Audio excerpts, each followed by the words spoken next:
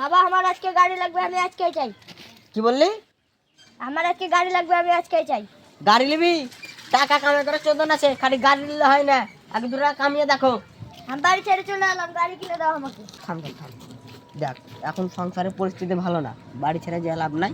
একটা তোকে ভালো দেখে কম দামে দেখে গাড়ি নিয়ে দিই, বেশি দামা গাড়ি চাইস না। আসো দাদা, আসো আজকে আসো।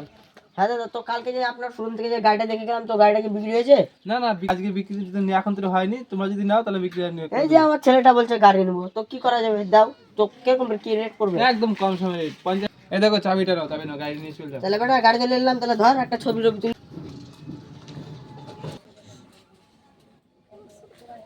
তাহলে এলে বেটা, গাড়ির চাবি লে, তুই গাড়ি গালা নিয়ে বাড়ি আয়। হ্যাঁ আমি গেলাম।